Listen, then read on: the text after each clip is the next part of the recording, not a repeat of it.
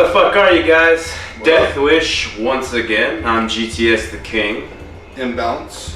And of course he's got his hater blockers on. Really appreciate the guy who commented on our Punisher trailer reaction, talking shit about him wearing his sunglasses. You made my fucking day, sir. Because I constantly am like, what the fuck? But in reaction to that, he also makes fun of me for wearing my sunglasses in stores and shit when we're out and about. So anyway guys, here's what we're doing today. We are going to do top 10 horror movies. And we know this is probably going to piss a lot of people off. Yeah, the top 10 lists always do. But this is our personal opinion, personal preference. This is movies that, like, we personally love. Personal movies, have like an impact on our lives, whether it's something we watched growing up, or just something that stuck with us for a long time after we watched it, that sort of thing. Just our favorite horror movies. Right. And so we're actually, it's kind of, the way we're doing it's going to be a little different. I know most places say, IGN or, the other thousands of places that do top 10s, they do like one solid top 10. We're actually doing kind of a side-by-side top 10. You're going to see my top 10 and his top 10. We're going to do them together, obviously, but the reason being is, like, we're just very different people. It's one of the reasons why our music is so great, because, we've been friends for over a decade, but at the same time, like, we just have very different opinions and very different, like, preferences when it comes to almost everything. Different lifestyles. Yeah. So, I mean, we agreed on quite a few, but there's also quite a lot that we just couldn't agree on. It's not like we argued about it or anything. It's just, it's just however you grew up or whatever. And I'm sure all you guys will have different opinions, and we would love to hear all your comments and feedback. If there's a movie that we absolutely neglected or whatever, and you feel that we are fucking idiots for not even talking about it, we want to hear about it. So, we want to hear from everybody. I don't care if it's just complete hate. You're not going to get any kind of reply if it's just a bunch of hate bullshit. But if you want to debate, or you want to tell us, like, why you think that we're wrong, like I said, it's an opinion, so I don't really see how you can be wrong. But if you want to tell us, like everybody always does, like, why your list is better than ours, feel free to do so in the comments below. Would love to hear from you guys. That goes with any video we do. We're always down to hear your feedback and your comments. We don't care if you're telling us that we're a bunch of fucking assholes. Any kind of feedback, any comments, like, we're up for it. We always try to, get back to all of our subscribers and shit. Right. We actually had someone on the Punisher trailer video ask us about doing a reaction to the Dirty Laundry short with Thomas Jane, and we're actually probably going to do that in the beginning of November as it gets closer to the release of the Punisher on Netflix. Hell yeah. So anyway guys, we're going to jump into our top 10 horror movies and see how this goes as far as why we love these movies. So let's start off with number 10. Imbalance, I'll let you start this off. Number 10 for me is The Evil Dead 2, Dead by Dawn. I thought about placing it higher on this list, but there's just a lot of other movies that just had a bigger impact on my life for a longer time. Didn't really get into the Evil Dead movies until I was like a teenager. Bruce Campbell, that's all I gotta say really, but I'll go on further. The first Evil Dead movie is pretty good. I like the second one better because it kind of retells the first movie and then goes a little bit further in depth into it. It's got a perfect blend of humor, gore, horror, and just hijinks. I mean, it's Sam Raimi. That's very true. I mean, I loved it. Yeah, it's great. It's a great movie, and just no matter how many times I watch that movie, I never get tired of it. Seeing Ash lose his fucking mind at one point when all the furniture in the room is laughing at him, and even the deer heads, and he starts losing his mind, starts laughing along with them. Yeah. It's like a classic scene. Absolutely. But Evil Dead 2, Dead by Dawn, number 10 for me. Alright guys, and my number 10 is Cabin in the Woods. Now, this almost didn't make the list just because it would have been a little bit lower for me, but when I thought about it, it's one of those movies that it's really fun in being scary. Like, it uses so many like clever ideals and horror movie tropes and cliches, and they did such a great kind of play on that stuff, and like I loved it. Like I thought it was awesome, and you got like I can never pronounce her name right. Amy Akers or Ackers, however you pronounce her name. She used to be Fred and Angel. She's like one of my favorite like low end actresses. Like she's great. But you got Chris Hemsworth, Almighty Thor in this movie, and spoiler alert, he dies in just the most fucking stupid way. Like, it's one of those things where you're just like, wow, what the fuck? And like they build it up so great, like he's gonna be this hero. Yeah. Like everybody's like, what the fuck? Is he actually gonna make it? And it's like, no, he's not. But the premise of the story, like, what is it? It's 5 of them, I think. 5 college kids. They go out and they're going for a big weekend or whatever. It's such a cliche thing, but they do it so well. Right. It makes it clever and funny. And at the same time, it has a lot of parts that are pretty fucking freaky. It reminds me a lot of the Evil Dead. Yeah. The first one. And I thought that was going down the fucking cellar and all that. Yeah. And I feel like that's they did it on purpose. Playing on all that stuff. That's exactly what they were doing. And God, what is his name? Is it the director Drew Goddard? I think he directed it really well. Like it was a very well directed movie, just in the sense that you got to figure like anybody who would set out to direct something like that, it's got to be pretty complicated because you got to be self-aware. Yeah. So but I thought it was an awesome movie all around. But that's definitely our number 10 spot. Especially that twist at the end, man. Like. Oh yeah. Wow, yeah. Crazy.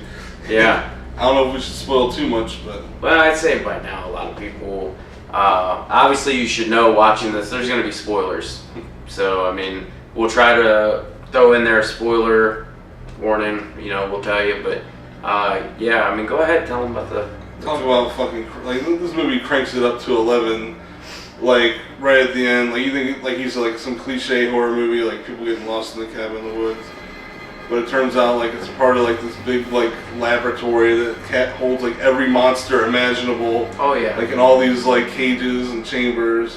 Which that personally is one of my favorite parts is when they show all the fucking different monsters and stuff, and I love that what is his name? Even like little transformers and shit. Yeah, what's the one?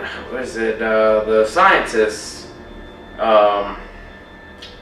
Can't remember. It's Richard Jenkins and Bradley Whitford, and I don't remember which is which, but one of them talks about like the mermaids or whatever. Oh yeah. They're talking about that the whole time, and then like he ends up dying by them at the end. Like that's such a fucking like great twist. But like I just love when they get unleashed and just fucking wreak havoc on everything. Yes. Like such a fucking awesome thing. But that's personally like why I had to put it at number 10 because like it is scary. When you got those like hillbilly fucking backwoods zombies, that's like the main villain that comes out for the kids, and just the fact that it is scary, but at the same time just makes fun of itself. It's very self-aware that it's using all these cliches and old horror tropes, and it makes it a fun horror movie. For sure. So that's my number 10. So let's get into number 9. Number 9 is pretty interesting, which I'll start with mine. It is Frankenstein from 1931, starring Boris Karloff. I mean, it's a classic movie. If you haven't seen it, you're either too young or you're too stupid. I'm sorry, there's just no nice way to put it. But it was like the OG of like horror movies. I feel like it's one of those movies that too like it's like the grandpappy of all horror movies as far as like your monster films like and all stuff the like Universal that. movies like Dracula, Creatures from the Black Lagoon, The Invisible Man, Phantom of the Opera, and Frankenstein. Yeah. And I think that's all. Oh, The Mummy, the original Mummy. Yeah. But Frankenstein just stood out to me. It was the first horror movie I ever saw when I was a kid. I think I was like 8 or 9 years old and I watched this thing. And just Boris Karloff, he's an OG, man. Like he was scary as fuck back even in the 30s. And even without the makeup. yeah, he like embodied horror. Oh, for sure. I remember my dad used to talk about Boris being like one of his favorite actors. Oh yeah. But yeah, definitely, like, I understand why. And that's kind of funny too, is like, we didn't, when we made these lists, we made them separately before we compared them.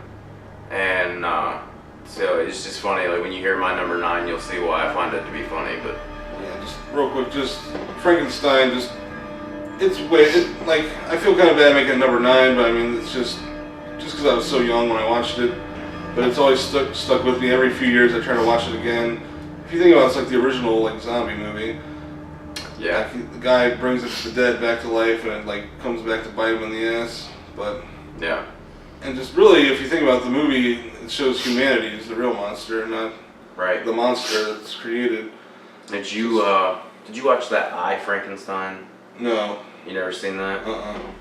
Well, I was just gonna make a point that if you watch if you watch Frankenstein from 1931, you watch any of the Frankenstein movies within that type of time period or whatever, they fucking destroyed Frankenstein with I, Frankenstein. Like the concept behind it was a really good concept.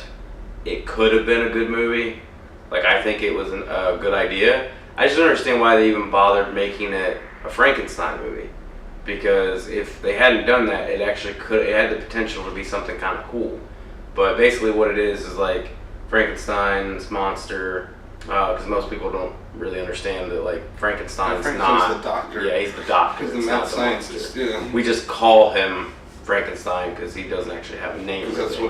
what it's been like that for so many years. People Yeah. just finally gave in. And It's said, almost "Fuck." like it became common vernacular. Yeah.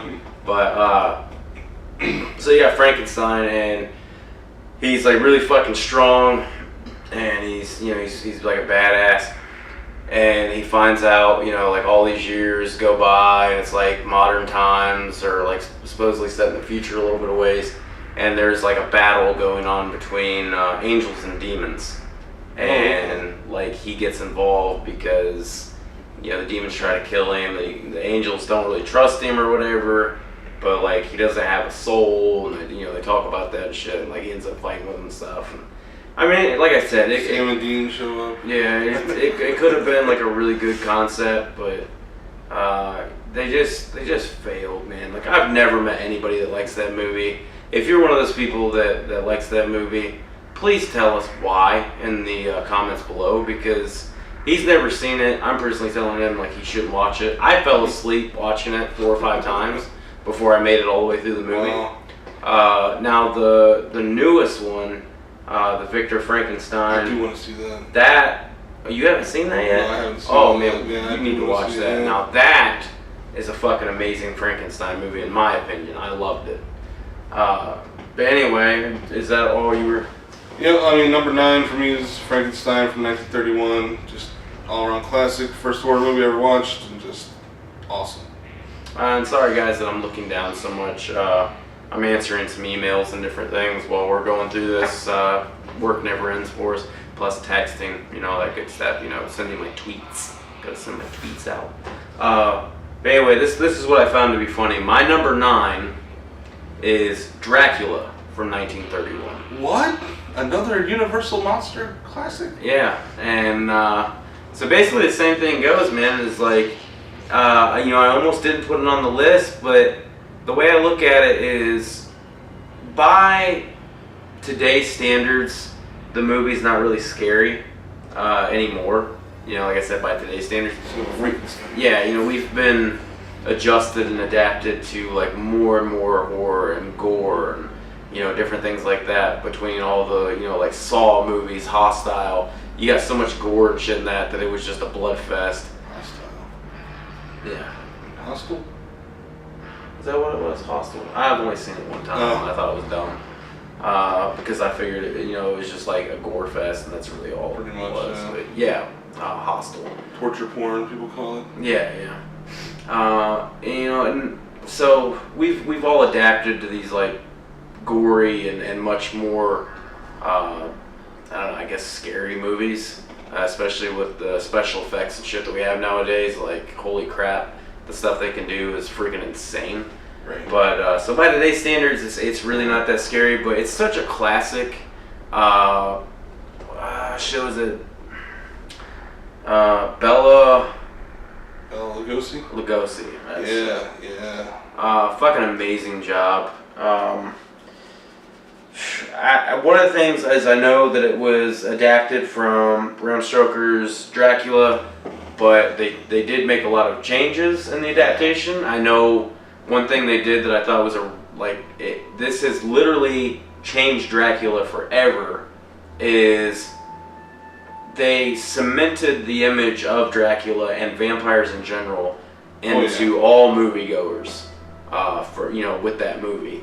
And every movie since has been a play off of that movie. So everybody owes that incarnation of Dracula for leading on to what we have nowadays. One of the coolest adaptations of vampires I've seen since Twilight made it all sparkly gayness, and I don't mean gay as in holy crap it's faggotry. I mean gay as in it's just dumb as shit. But no, Supernatural did something really cool where they gave the vampires the retractable almost like shark teeth.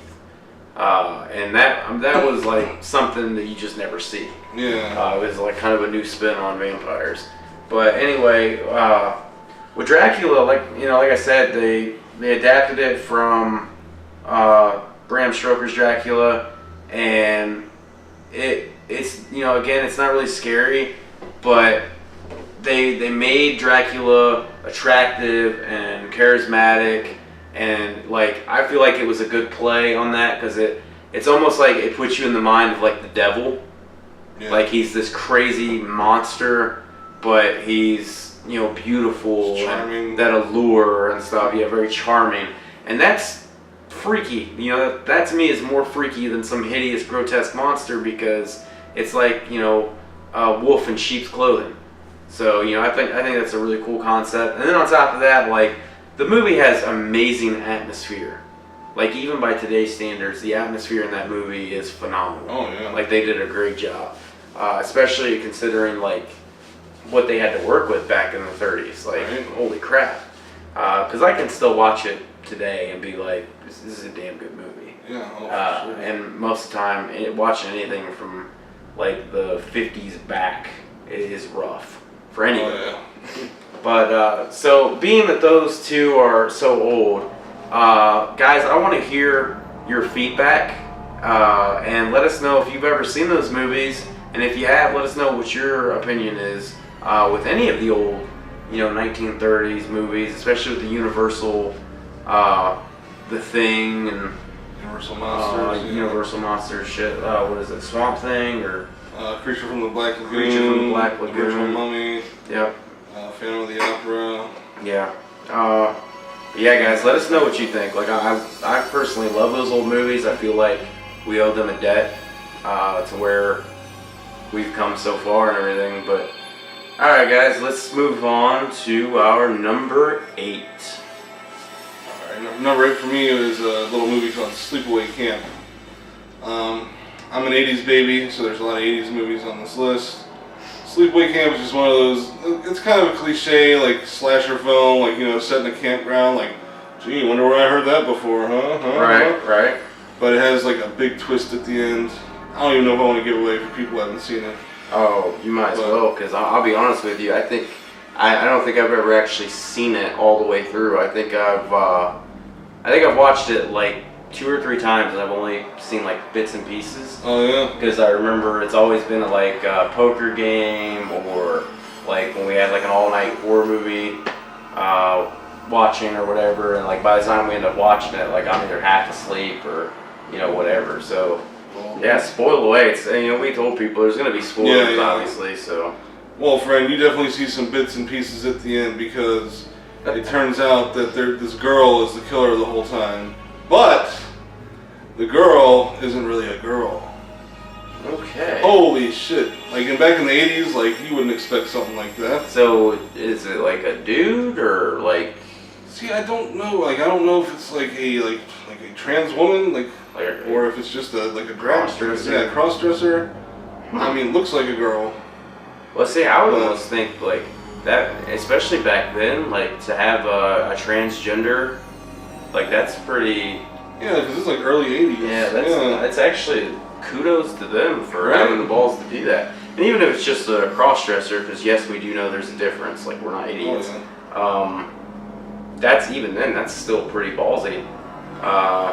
And you know, I almost wonder, it's sad, but I wonder if that's why like a lot of people haven't heard of it because of something so stupid. It's slipped under the rug. Yeah. Parents don't want their kids to see it because. Yeah, and I don't want this video to become, you know, a fucking debate about that shit. But you know, that is sadly that is the world we live in. So it's whatever. But yeah, dude, I've never seen that movie in its entirety. It's a classic for sure. I think I would honestly. I'm probably gonna have to watch it because you need to watch Victor Frankenstein. And apparently, I need to watch Sleepaway Camp. Nice little cult film. Oh yeah. Yeah, you have anything else to add about it? Just a crazy movie for its time. Like you wouldn't expect an ending like that. And just if you like good campy 80s slasher horror, I definitely recommend it if you want to get away from like the Friday the 13th and Freddy's and Michaels and all that, Jason. Just a little something different. But we'll get to those. We'll get to those individuals a little bit later on. So my number 8 is honestly the reason I chose it is it's a movie that my brother and I both have probably seen a million times, and I know I have actually talked to many people who just flat out hate this fucking movie. I think it's honestly one of those movies you either hate it or love it. There's hardly any middle ground. But it's Dead Silence. Oh, I loved it. Yeah, it creeped the fuck out of me. Now, in Dead Silence, again, spoiler alert, I think the concept is just fucking spectacular. Like, it's such a cool concept to have this Mary Shaw, I think is her name, and she's, you know, a ventriloquist, and they talk about, like, you cannot speak or scream or make any noise. Like when she's around, she will literally cut your tongue out and kill you. Yeah. And like the whole thing is like so cool because it starts off shit, I can't remember the guy's name. It's in the movie it's Jamie Ashton. The actor is I actually have it pulled up. It's Ryan Quanten. I don't know. Yeah, I think he's kind of a no name or whatever. But again, like this movie doesn't have the greatest ratings or anything, but it's what happens is in the beginning, like he gets this like gift or whatever, it's like a package or whatever, and it's the doll, and it ends up basically killing his girlfriend, and like because of this, like he goes back to his like hometown or whatever. And like his dad's like really sick, which that's such a fucked up twist ending. Right, you know, like his dad is supposedly sick and he's got this new girlfriend or wife or whatever. And she's actually like Mary Shaw's daughter or granddaughter or something like that. And dude, I'm telling you, the whole thing is just fucking amazing. Oh, and Donnie Wahlberg is in it. Yeah. And anything with the Wahlberg in it, you know, I gotta watch it because... You know, big fan. Yeah, I'm always feeling it. Those movies always give me good vibrations. Yeah, me too, man. Makes for some reason it makes me want to go buy Calvin Klein underwear. Yeah, I'm not really sure why. But anyway, what? So yeah, like he goes back to his hometown and like he discovers the legend of Mary Shaw and like, you know, he's told by everybody like the whole story and all this shit. And like I'm pretty sure it's kind of like the Freddy idea, like she was murdered for like this boy missing or whatever, and like he finds all these dolls and shit. And, like I don't know, man. Like the whole movie is just like it's got really good atmosphere. I thought it was a really good concept, It could have been executed a little bit better, but for what it is, I think it's a pretty damn good movie. It honestly, like, I remember it freaked my brother the hell out. It stuck with him for like probably a good week. Oh wow. So like, and I thought it was really good. Anyway, guys, before we go any further, before we get into number 7, I want to say, if you haven't already, please subscribe to our channel. Yes. Click the subscribe button down below. Make sure that it's not red. Make sure that you turn that little fucker gray, and it shows that you have subscribed. We really appreciate it. Yeah. We're working on doing a lot of things as far as like we want to do some giveaways and stuff. We tried it previously. Literally nobody even attempted other than like 1 or 2 people, and they failed miserably. And guys, we're not just doing it to make money. We're not doing it because we want to get some kind of YouTube famous. We don't give a shit. Like, we make music, and that is what we love to do. That's where we make our bread and butter. Yeah. That's what we do. It's our passion that more or less pays the bills, so to speak. Yeah. But at the same time, we work 9 to 5 jobs. Yeah. We're on our grind. We do this because we love to do it. We love sharing with the community. We love building up a fan base, and we love communicating and hearing from our fans and our subscribers. Also, once we get enough people going, like, we wanted to do some charity events. I know one of the things that we've discussed and have been talking about doing is different charities along with our giveaways. But one thing I've really wanted to do is do like the Extra Life charity. Sure. Would love to do that and get you guys to back us up on that. And one of the things I would really like to focus on is like cerebral palsy and like MS, like a lot of stuff like that. Like, I feel like it gets a lot of recognition, but at the same time it doesn't. And I would love to do that. But one of the main things I really, think that we want to focus on is mental disorders. Yeah. It seems like nowadays, like, it gets thrown around for stupid shit. People say, like, if you're homosexual, you have a mental disorder. And it's such, if you're trans, you have a mental disorder. It's such a slap in the face for people on both sides of the fence, because those people do not have a mental disorder just because they're homosexual or trans. Like, that is possibly the dumbest thing I've ever heard. At the same time, for people who do have mental disorders, such as being bipolar or schizophrenic or whatever, I feel a lot of times there's a lot of misconceptions. I honestly, we don't talk about this a whole lot, and this is for a whole other thing. We'll probably do a vlog about this. We both suffer from mental disorders, and that alone, people think like is crazy. They think you're just like some psychopath or something. One thing that I've talked about before, and like I said, we'll talk about this in a vlog later, is the different types of mental disorders and how many misconceptions there are. And so we would like to bring awareness to the different disorders, and we would like to do some charity events. But we need your guys' help. We need subscribers, and we're not looking for you to give us money. We don't want you to just like give us money out of your pocket. We want to build up a fan base and subscriber base so we can make some money off of YouTube. Get the AdSense going and donate that money to these charities, and also do charity events where we raise money from corporations and companies. And every dime that you give to us, whether it's through our Bandcamp, which we greatly appreciate, we've had people throw down $5 for a single track. Yeah, that was crazy. That was crazy to us. Like that, we appreciate the hell out of that. We appreciate every little thing that our fans and subscribers do. Like, you guys really do mean the world to us. And I know tons of YouTubers just say that, looking for fame and more subscribers, and they do multiple channels to basically make more money. And we don't need that. We don't need you to give us a bunch of money, for us to be rich or something. That's not what we're looking for. Like, we want to give back to the community. I've always done, my small record label back when it was going, we used to do like the Adopt a Highway. We used to feed homeless. We used to do like the Meals on Wheels and stuff for years. And it would feel great to get back into that and help out the community as a whole And when I say community, I mean the entire nation of people. You know, like that's something that we need nowadays is for people to be more willing to help everybody as a whole. Like our nation's so divided.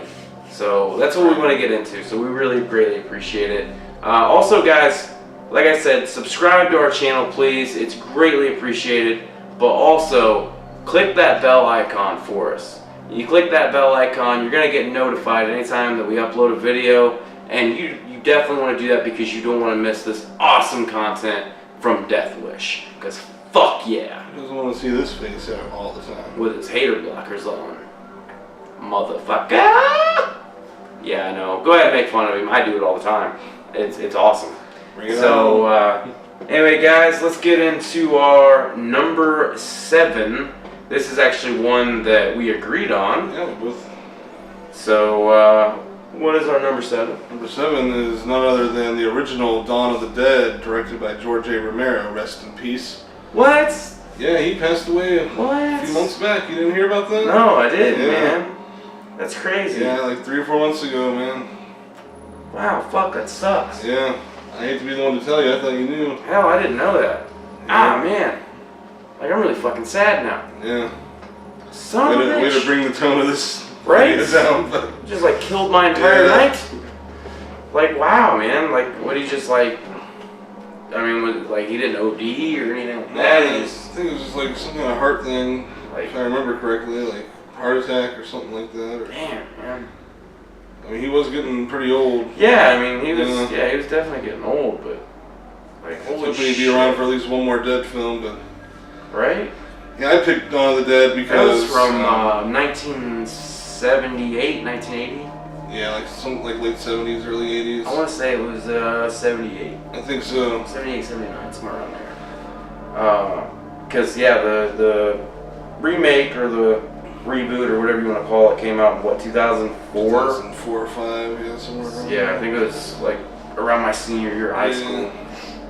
But, yeah, the original is where it's at, man. Yeah, see, what's funny is like the first of those movies I saw was actually the Tom Savini remake of Night of the Living Dead from like 91 or something like that. Oh, yeah. And then my friend who I watched it with, he was like, you know there's like a ton of these movies, right? I'm like, no way. I'm like, show them to me. And for some reason we started with Dawn of the Dead, which was amazing to me because, I mean, even though like, yeah, today's standards compared, like the effects are cheesy, like the zombies are just pretty much people with gray makeup on. Right, But right. man, it's a revolutionary movie, especially for like the 70s. It really touches on like the social issues of the time, consumerism. Just like a really intelligent movie if people like really like look into it. It's more than just like your typical zombie film. Oh, yeah, dude. And it's... And you gotta look at it like this, is you had like Night of the Living Dead. Great freaking zombie movie It's for... revolutionary too. It was like Yeah. the first movie to have like a black leading actor, wasn't it? Yeah, In a I horror think so. film. I think so. And that kind of pushed the concept forward. But Dawn of the Dead was like, I want to say it was one of those movies that like got out more, got more to the majority of people, and it like revolutionized zombie films forever. Well, it set the rules pretty much. Yeah. Oh, hell, even most of the rules are still followed by a shit ton of stuff today. Yeah. Even if it's not, like, you know, like The Walking Dead or whatever. Shoot him in the head. Yeah. People have always built on that. And that's why I think, like, no matter what, you gotta look back at that and be like, this is a revolutionary movie. This is something that everybody can fucking say, like, this was what set up the rules, this is what set up the basis for these movies. And you can even go back and watch it now and, like he said, the makeup is a little cheesy. It's a little, you know, like, what the hell? Wow, freaking Microsoft, man. Just trying to make us do an update. But anyway, yeah, I think it's honestly one of those movies that you can go back and watch anytime. And Yeah, it's it still holds up, classic, yeah. Because, you know, even without the crazy special effects and stuff like that, they have in, like, let's say World War Z. Oh gosh, yeah. It's still awesome. Which World War Z was pretty damn cool too. There's something about the fast running zombies that just like, fuck, that sucks. Yeah. It's one of the things like, you gotta look at stuff like Dawn of the Dead and be like, man, they make it so scary because there's so fucking many. Like, you know, the whole world is like basically changed, and it's like 1 against 1,000,000. Right. You know, that's the ratio that it makes you feel like that's what's going on. It just sucks, man. Like, I still can't believe that I just found out that Romero died, man. That sucks. I think it was like back in like August or maybe September. I don't know. I was just looking it up. I didn't see anything, but that's just wow, man. Yeah. I know one thing. They in the original they go and they retreat to like a shopping center. Yeah, it's like a big mall. Yeah, and they kind of kept it the same in like the remake. But I'm telling you what, it's just like the idea of going to some place like that. It was such a really badass concept because, you know, you see all these different, you know, movies and shit, and people were like retreating to like houses and you're boarding up a house or whatever, running all over the place. The idea of going to like a mall, such a cool idea because I mean, hell, they even did it in that video game shit. Damn it. Left 4 Dead? Well, they did it in Left 4 Dead, but no, the main video game that you're in the mall like the whole time, Dead Rising. Dead Rising, yeah. Like, and that's awesome, man. Like, that's what I'm saying is like this movie revolutionized stuff to the point where like it's still going on. People still bite its style today. Oh yeah, absolutely. Yeah, they still like take ideas from it. You know, one thing I just thought of because of going, you know, through all these, there's gonna be a couple times where we have like the same movie in different places. So yeah. we'll talk about it the first time, and then we'll just kind of touch base on it the next time, like it comes up or whatever. But anyway, so that is both of ours, number 7. So we're gonna move on to number 6. I feel like I'm gonna catch a lot of flack for my number 6. And Mine too, maybe. I mean, mine's well, yeah. Go ahead and tell us what your number 6 is. My number 6 is John Carpenter's Halloween, the original, not the Rob Zombie one. I mean, it was okay, but it doesn't touch the original, obviously. I know it's kind of low on the list, but to be honest, I mean, out of all like the slasher films, Jason, Michael Myers, Freddy, Leatherface, Michael Myers just always seemed like the weakest to me. Like, I know the movie's really well done, don't get me wrong. Just something about, like, he's a human being. That's all he is. He's just a crazy, like, human being. He's mortal. Even though, like, as it went on, they made it like he's like some kind of, I don't know what the hell. But that's why I only count the first 2 movies, really, when it comes to Halloween. Yeah. But just it lives up to the name in every aspect. Like, you gotta watch Halloween around Halloween time. Just the setting of the movie's perfect. The music is some of the best horror movie music ever made. Like, even today. Yeah, it's actually creepy. Like, I love that shit. But it's the story of, like, you know, the sister to this psychotic killer that killed his whole family, like when he was what, like 6 or 7 years old. Yeah.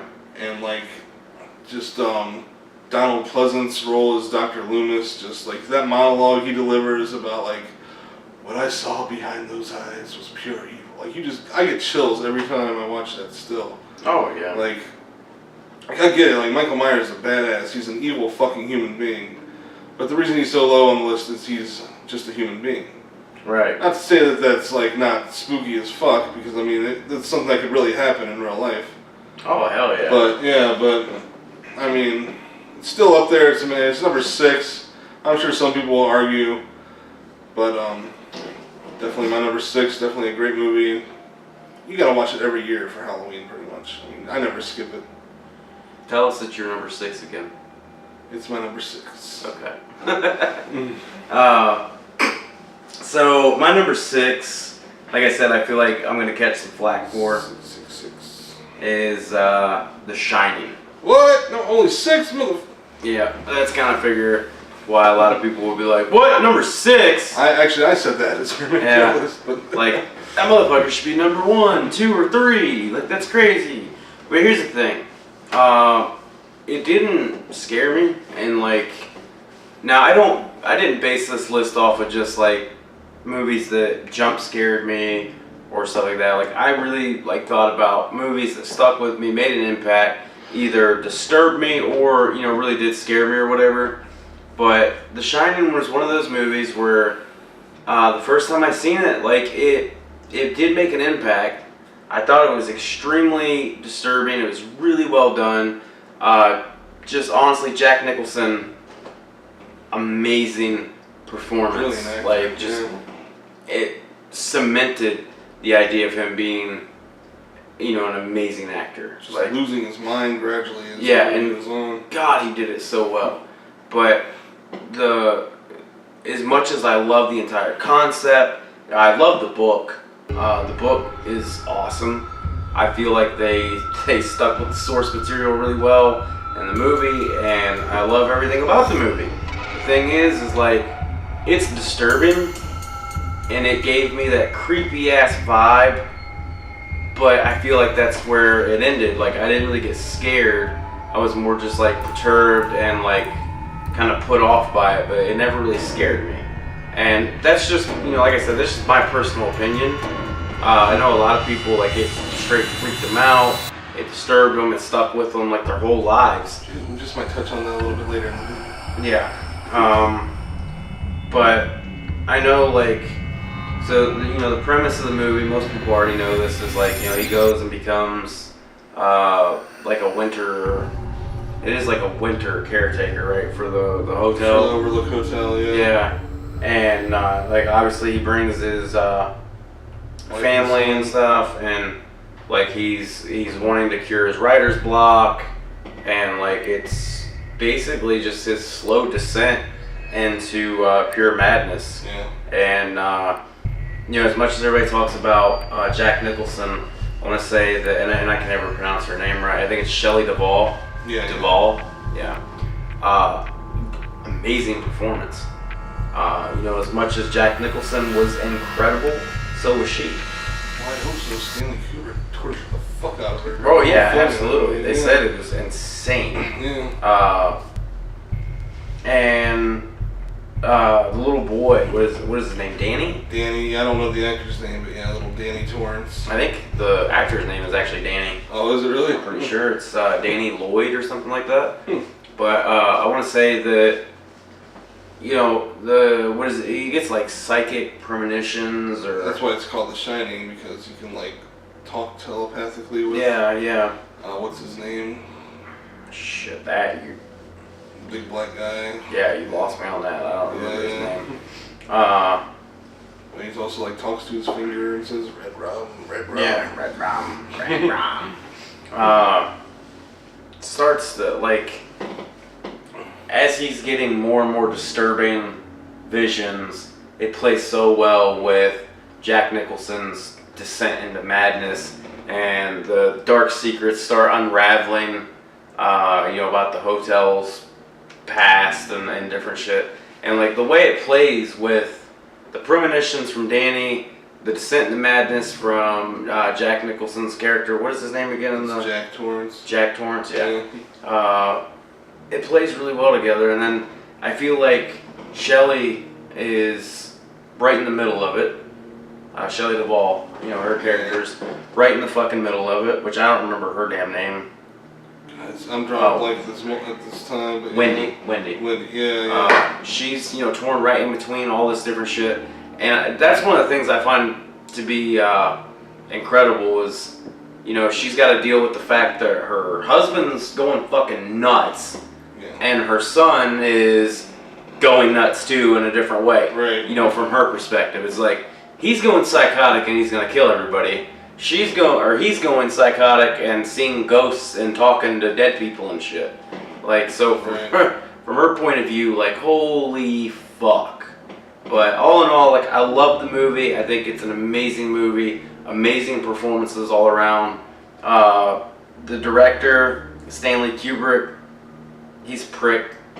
He was a dick. Like, he fucking tortured Shelley Duvall, and even Jack Nicholson said that, like, he was put through hell and back. Oh yeah. Doing takes like 100 times. Yeah. To get the right, angle or the right feel or whatever. Really, if you think it paid off. Oh hell yeah! It's still one of the most classic movies of all time, and that's why I feel like a lot of people have that no matter what in their top 5, or most of the time top 3.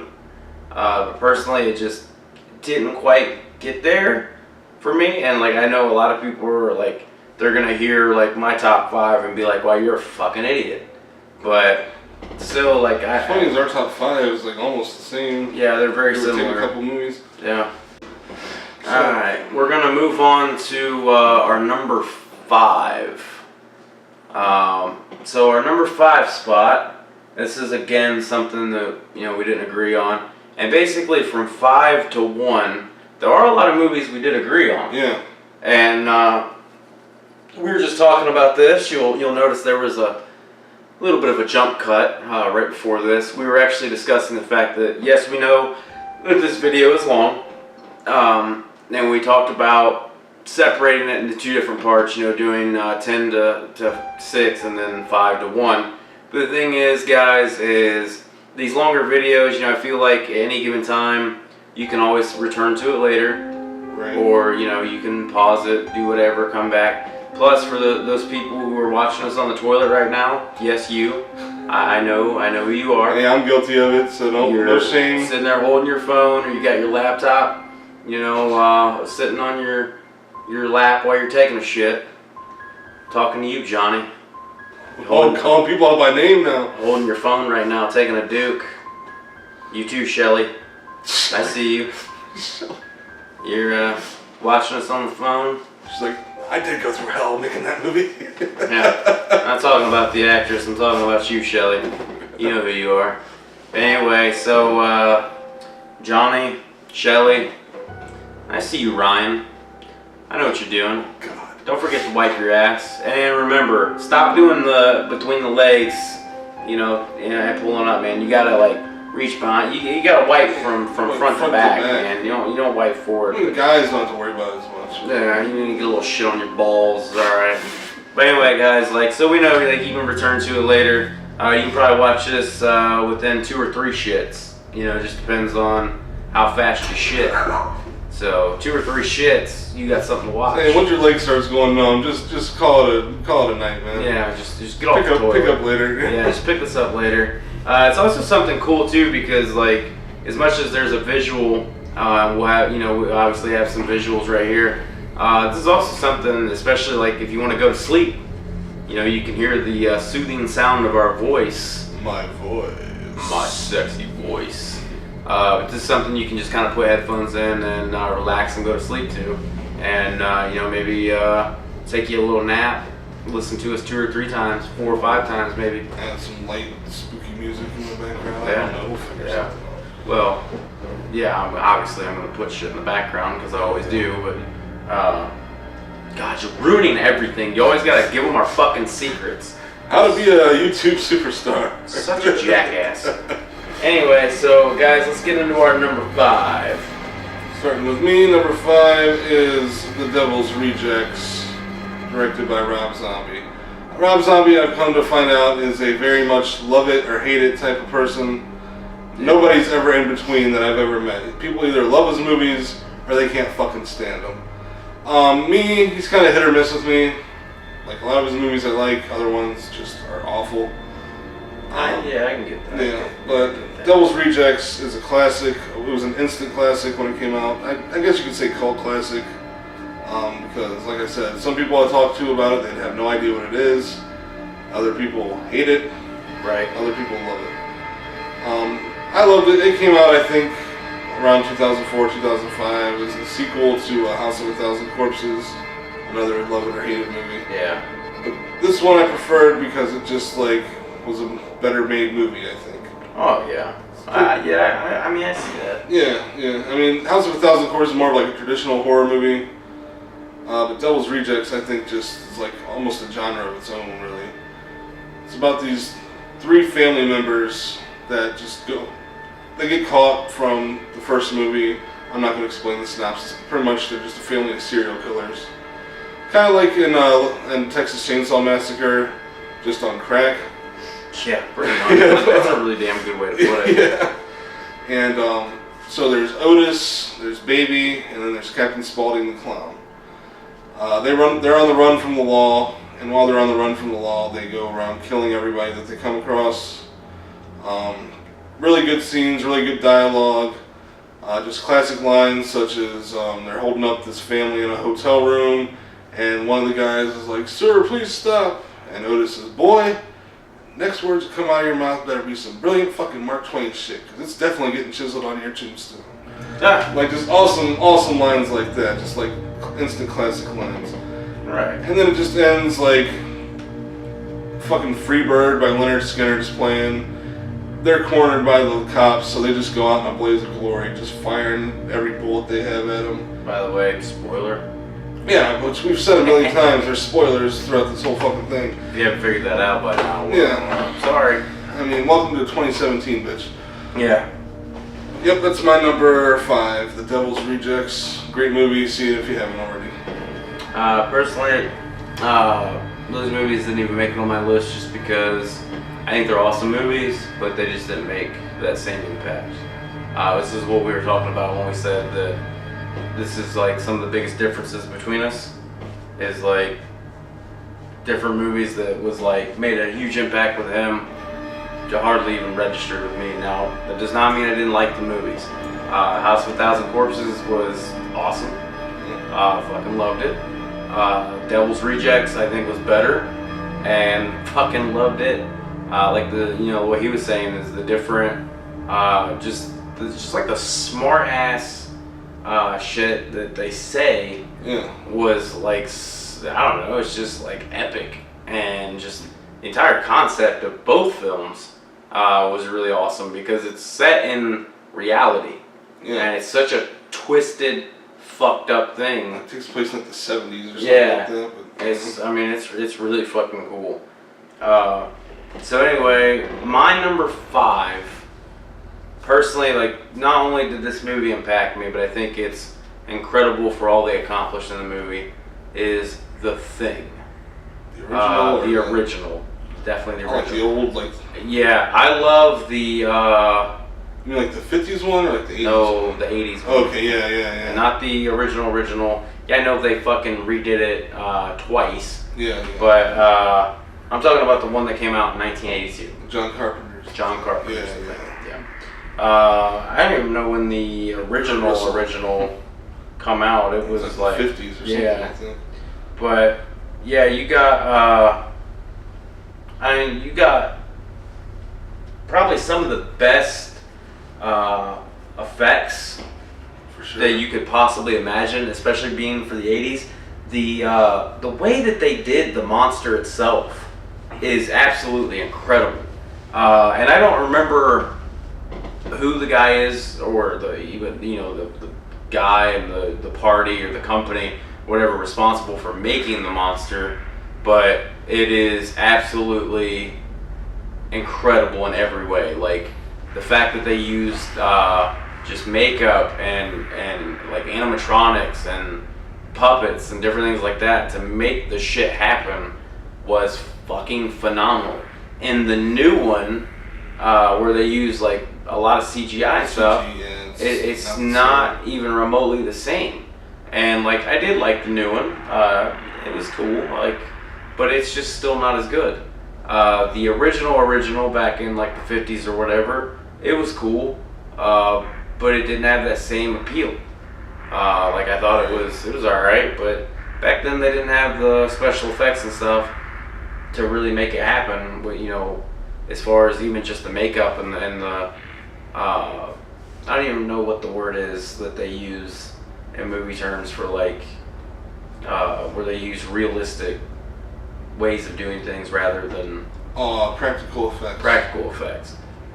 They didn't. I don't think they really had the practical effects back then to do it in the 50s. Yeah. So the 80s, like, it just came out fucking phenomenal, and it's just never been able to be touched again. Like, I don't think that they could really change anything about it. Was that a monster that was made, or I always thought it was an alien or something? Yeah, it was an alien because, or well, I guess it's assumed to be an alien. I'm just about positive that's how everybody views it, because I always saw it as an alien. That's why this didn't register to me to even put on the list because I was considered The Thing more of a sci-fi movie Yeah. than a horror movie. Not to say it's not scary as fuck. Right. Just like I thought about putting Alien on this list, but then I thought about it, I was like, well, that's more sci-fi than horror. Yeah, but it's still like very much a horror movie. I started to saying it's you can say that anything is multiple genres. True. So I mean, I would never just classify The Thing as sci-fi. Like I would never classify Alien as just sci-fi. Right. Like I'd see it as sci-fi horror. 'Cause there's a lot of sci-fi horror movies. Hell, I just watched one last night called Life with Jake Gyllenhaal and Ryan Reynolds, and I'm telling you, like, that's a horror movie. Yeah, I mean more or less, it's a sci-fi horror movie. Check that out. It's really cool because it's a a badass concept that they did. I'm not gonna spoil that because that's still relatively new, but if you guys haven't seen Life, like I would go check that out. If you're into sci-fi, like alien type movies, space, different things like that, and you like a little bit of horror spliced in, I would definitely check it out. And like I said, I'm not going to spoil that. So back to The Thing. You got Kurt Russell, Keith David, Wilford Brimley, what the hell is that one guy's name? He's like he's not even like known for anything real big, and I can't remember his fucking name. Only known for The Thing. Yeah. Yeah. Fucking I don't remember his name. But anyway, so you got this group of I don't really know if they're like scientists or whatever. They're like research. They're like a research team or whatever. They're in Antarctica, and at the very beginning, you got this freaking helicopter flying around, and they're shooting at a wolf or a dog. Yeah, I think it's a dog. I think it's like a husky or something. I haven't seen this movie in years, so like I'm just basing you're making me want to watch that again. Yeah. So they're shooting at this dog, and it's like going fucking nuts, dodging. They're shooting shit, and the whole camp's like, what the fuck? They're trying to figure out like why the hell is this helicopter shooting at this fucking dog?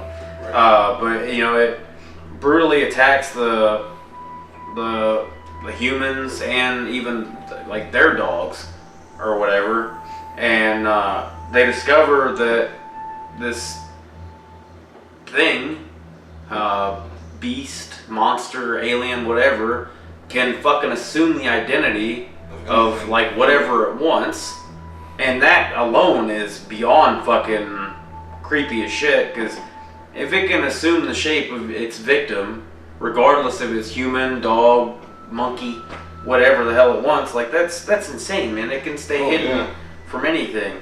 And Kurt Russell and still can't remember the dude's name. He's like I think he's the doctor in the film. I really can't remember his name. They kind of take charge and leading the camp in like the a desperate attempt to like find out like who's infected or like who it's actually in or whatever, and they're fighting against it before it actually picks them all off one by one. And the ending is such an amazing ending because it never really tells you like if they kill it or not. Yeah. And I'm pretty sure, if I remember right, I could be wrong, but I'm pretty sure the way it ends, you got Kurt Russell and Keith David.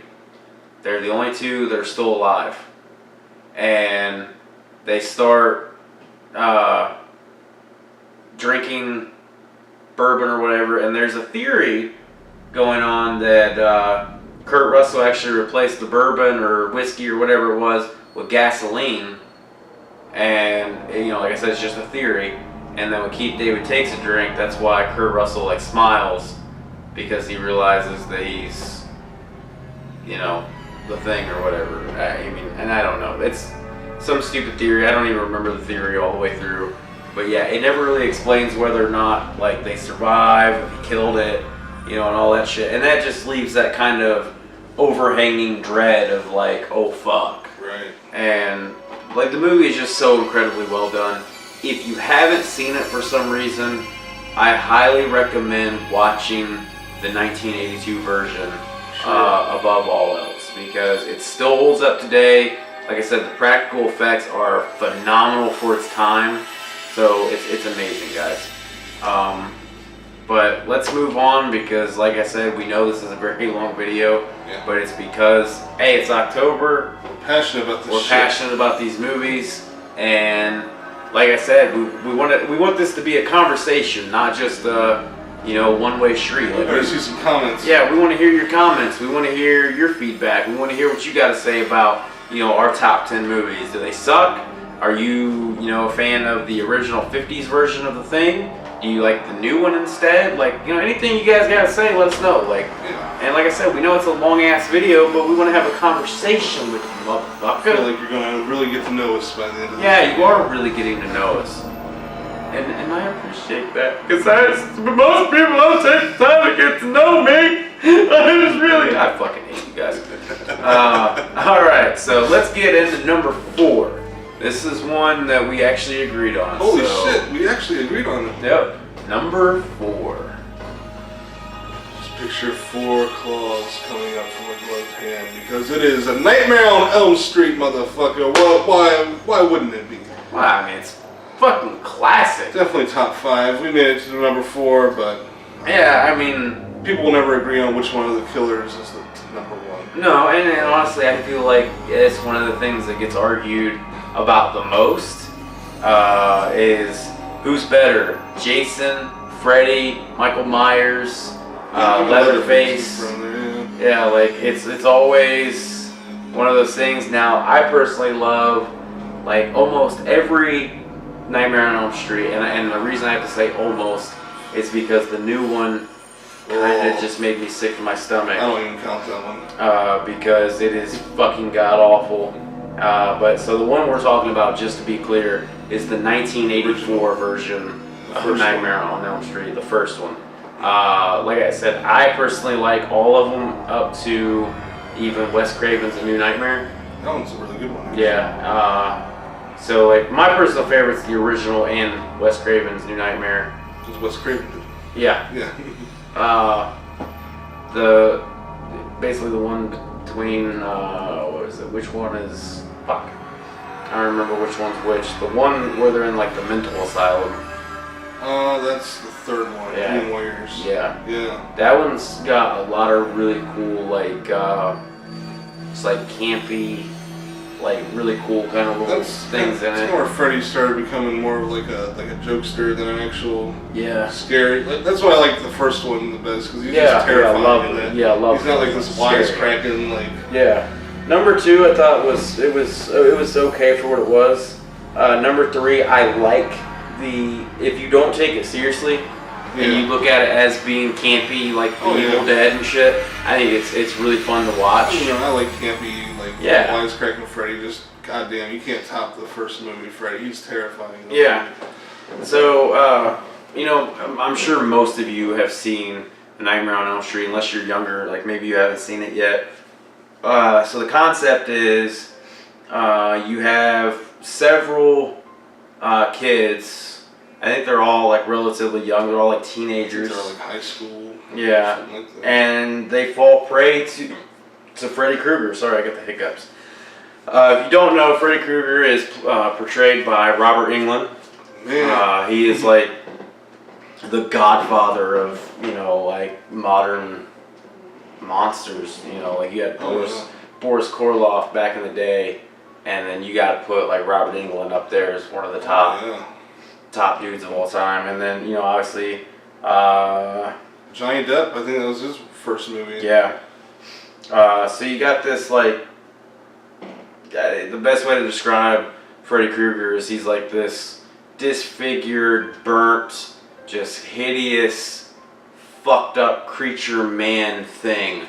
It's like he's a man, but he's like so much more than that. As far as powers like, control his dreams. He's like this incredible fucking monster, and so basically he takes the teenagers and he turns their dreams into nightmares while making their nightmares a fucking reality.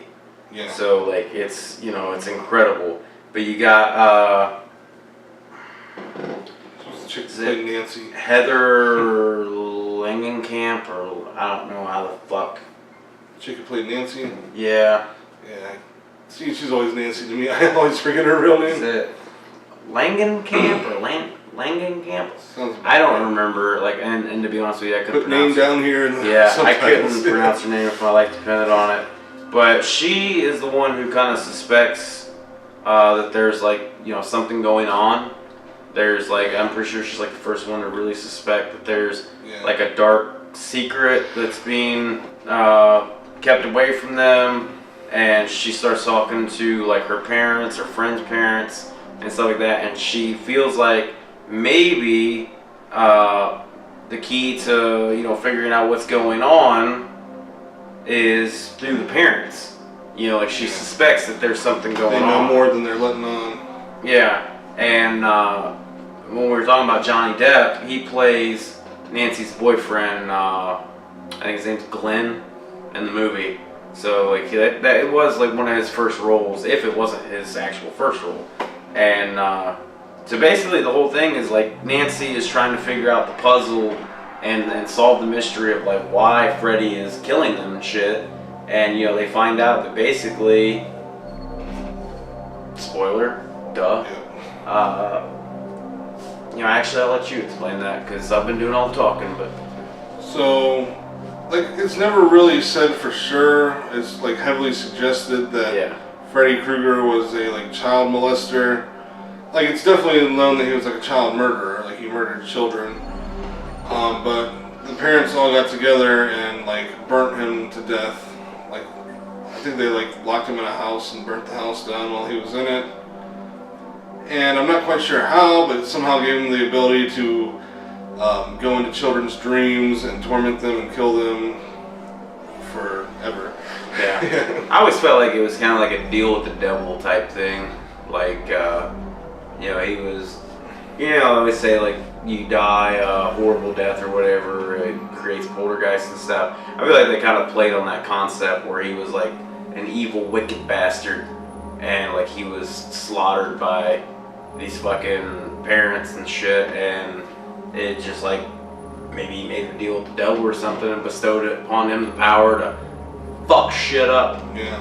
And I think it's one of the most incredible concepts in horror film history. Like, it's terrifying because like, what the fuck are you gonna do about it? like as a kid watching that now, I was terrified to go to sleep after Right? that. Like, I remember a scene like he's running like down this like alleyway, his arms are all stretched like this, and it just keeps stretching further and further. And I remember they did that with such a practical effect. It was like broom sticks, basically, like big stilt type things, and they just like It stretched. still looked terrifying. Yeah, it was, dude. It was really. My freaking favorite back line, then. like I think it's Nancy. She says like, "Oh my God" or "Please God," and he holds up his glove. He's like, "This is God." Yeah. I'm like, "Oh God." Yeah, dude. It was that. Cuts his fucking fingers off. He was Yeah. like, "Look," like all that green shit coming out. He was just terrifying in that movie. Yeah, like back when that movie came out, like we were young back then. Well, hell, we weren't even really around when it first came out, but seeing it as a kid, Yeah. like I remember I probably watched it when I was like 8. Like 8 or 9. And like dude, I was terrified. Like I thought that movie was scary as shit.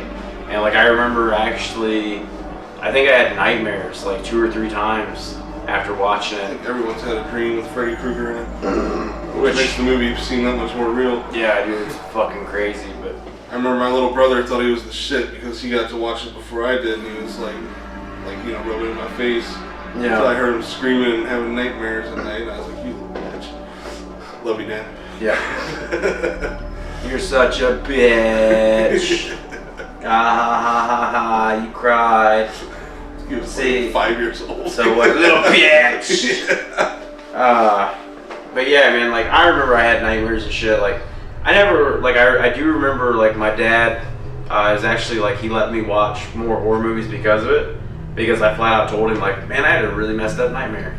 Like I was like 8 or 9, but like I didn't cry or like freak out. I just woke up and was like, holy crap, I'm never sleeping again. Yeah. Like I remember thinking like I never want to go to sleep again like Just that. like the song goes. Yeah, like oh my god. 1, 2, Freddy's coming for you. 3, 4, Better lock the door. 5, 6, Grab a crucifix. 7, 8, Better stay up late. 9, 10. Never sleep again. Ooh, still gives me chills. Still freaky. But yeah, dude, that's. So I think that's definitely why we agreed on number 4. Oh yeah. I mean, what's funny is the.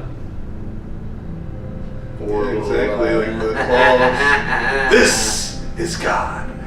Nice.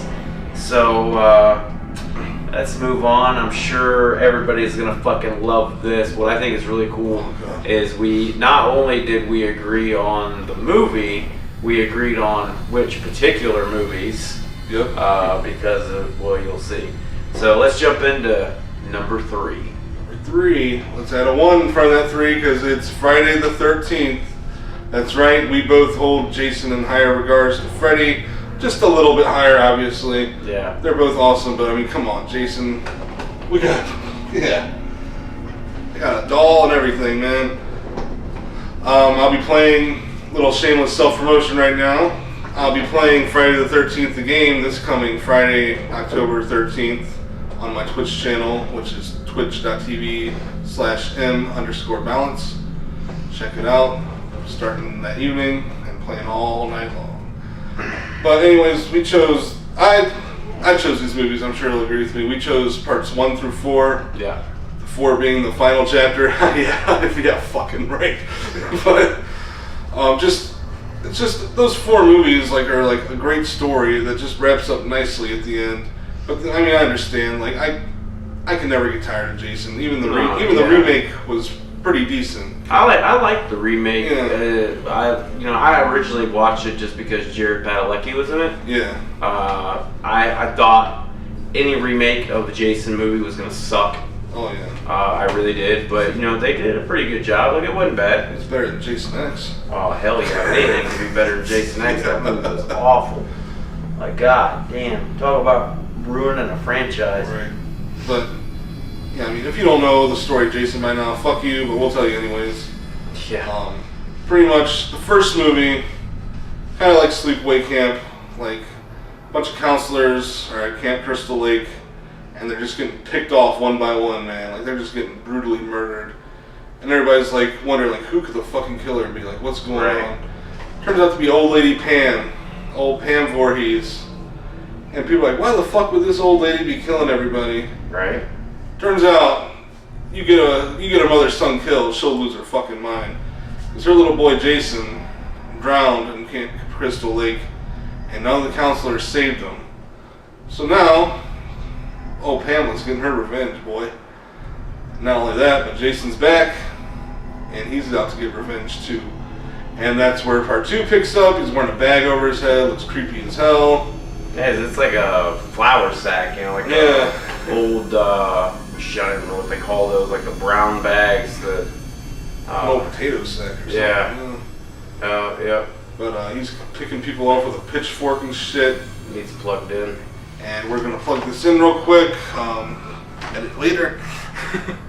Yeah, I didn't know it wasn't plugged in. Check out the cool shirt though, Jason. Woo! But yeah, while he's plugging that in, yeah, man, like Friday the 13th, the entire franchise as a whole, if you look at its entirety, is pretty amazing. You bumped the camera over a little bit. Oh. Can't do shit around him. I'm telling you, he fucks it up every time.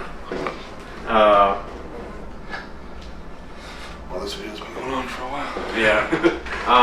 So basically, like, as a franchise, as a franchise in whole, there's only been, I'd say, really like one movie that just absolutely sucked. Jason X. One thing that I bet you a lot of people don't know is there was always rumors and shit going on back when they came out with Jason Goes to Hell, which that one I feel like is a niche kind of. Yeah, I mean, it's not my favorite. It's okay. Yeah, but I don't hate it. the idea of turning him into like a spirit, and I don't mean spirit as in he's a ghost. I mean like He possesses. Yeah, he possesses people. That was kind of dumb. I felt like that was just whatever. It's a concept, I get it, but it was kind of stupid. That was the only part that I really didn't like. Now, what I thought was cool was like at the end, they have Freddy's hand come up and grab Jason's mask. That's what started the Freddy versus Jason rumors. Yeah, and then they end up making Freddy versus Jason, and everybody thinks like they knew they were gonna do that forever, and that's not the case. The only reason they did that, and this is really stupid when you think about it, but the only reason they did that whatsoever is just because is it Universal? New Line Cinema, New Line Cinema bought the rights from Paramount. They had bought the rights, and because they bought the rights, they just felt like they wanted to take New Line's like main monster slasher villain, whatever. Because they were able to use it, they wanted to be like, all right, let's just throw him in there as like a cameo, just to be like, hey, this is fucking awesome, whatever. Like there was no real rhyme or reason to it. It made no was just sense like, in the movie. yeah, it was just like New Line Cinema. The directors and shit thought it was a really cool idea. They knew they could do it because they were part of the same team now. So that's the only reason they did it. And then, of course, everybody was like, "Oh my God, they're gonna like make a movie with the two of them together." Yep. Did you see how long it took before they did that? It took like a decade, damn near. Yeah, that literally had nothing to do with anything. It was just like a happy accident, more or less. And honestly, I feel like if they hadn't done that, the rumors wouldn't have got started, and we probably wouldn't have ever seen a Freddy versus Jason. Because I feel like the rumors and the speculation and the people talking about it is actually what led to that movie being made. How many people seemed like so many people demanded it. They had to do it. They really wanted to see it. I still feel like that movie they kind of copped out a little bit. Which I get it. It's still a good movie, but you can't kill one or the other. Yeah. I feel like the way they should have went about it maybe was to kill Jason because he can't die. They could have done that, and then because I feel like they kind of went about it backwards. Like they killed Freddy, but at the end he just winks like it's you hear him laugh. Yeah, like it's no big deal. Like he's not really dead. And I'm just like, didn't they kind of do that backwards? Because he's not the one who supposedly can't ever die, even though they like think they kill him all the time. Like he never really dies. They bring him into out of the dream world and kill him, but he always comes back somehow. So it's like either way, like I guess you could have killed either one of them. Like they're gonna come back. But I love the concept that the whole reason like there's a whole Freddy versus Jason is that Jason is literally stealing all of Freddy's kills. Yeah. Like he'll try to like kill him in their dreams, and then Jason will show up and like hack him with a machete and be like, "You son of a bitch! Yeah. That was mine!" Like. Yeah. Which I love that idea. Yeah. Like that was a really good concept that they did. So that's honestly like even though we said like 1 through 4, mainly we're skipping over. Just because 1 through 4 is like a solid story arc. Like after that, they just kind of like go where the fuck ever. Yeah. Do all these weird like a bolt of lightning brings them back to life. Yeah. Like, I think 7. Like I feel like we're basically like 1 through 4. That's where it's at. Yeah. The ones after that we're kind of glossing over because they're still good for what they are, but there's not much of a story arc there, and it's just kind of all like whatever. Like Jason Goes to Manhattan. Like that was, that's pretty good. I liked it. Like I hate putting 1 through 4 at the top because Kane Hodder is like I think Jason. I think Kane Hodder. Yeah. But he was in all the like later movies. Right. But he was definitely the best Jason. But just these are like the best movies. Right. Absolutely. Now like obviously you know how we feel about Jason X. It fucking sucks. Horrible. There were some neat concepts as far as way they killed a couple people. Yeah, that bitch's face getting freeze dried and smashed is pretty cool, but once you turn into RoboCop, I was done. Yeah, that was probably the dumbest thing I've ever seen, just because there was literally no reason for it. Yeah. Like I get that it was supposed to be like, oh, these little robots heal you and shit like that. what the fuck does Jason need to be healed for? Yeah. And like, the whole thing was stupid. Yeah. So anyway, like that's our number 3. Like I said, we agreed on it. Friday the 13th, 1 through 4. Like we're saying, we're not saying that we don't like the other movies. We love all of them except for Jason X.